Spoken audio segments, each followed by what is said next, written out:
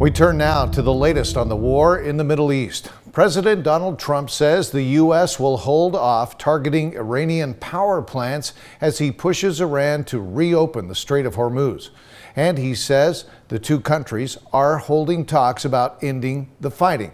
17's Washington correspondent Trevor Shirley has the latest.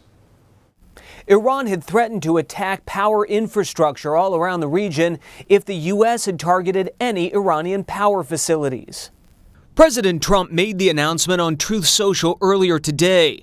In the post, the president claims the U.S. and Iran have been in talks during the past 2 days to end the war. The president says the talks have been productive and will continue throughout this week. As a result, the president says the U.S. will not strike any Iranian power plants for the next 5 days and extended his deadline for Iran to reopen the Strait of Hormuz. Over the weekend, the president had threatened to target Iranian power infrastructure if the strait wasn't opened by later today. The Strait of Hormuz is a key transfer point for Middle Eastern oil, little of which has been able to pass since the war started. In response, Iran said the U.S. backed down after threats from Iran, and Iran also denied that any talks have been happening.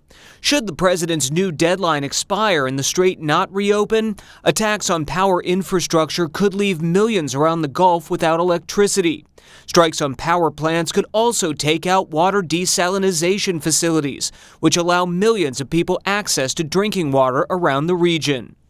We have had very, very strong talks. We'll see where they lead. We have major points of agreement. I would say almost all points of agreement.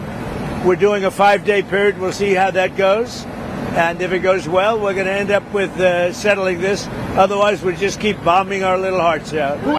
Turkey has been serving as an intermediary between the U.S. and Iran, but it's not clear what role Turkey has been playing in the talks President Trump says have been happening. Reporting in Washington, I'm Trevor Shirley.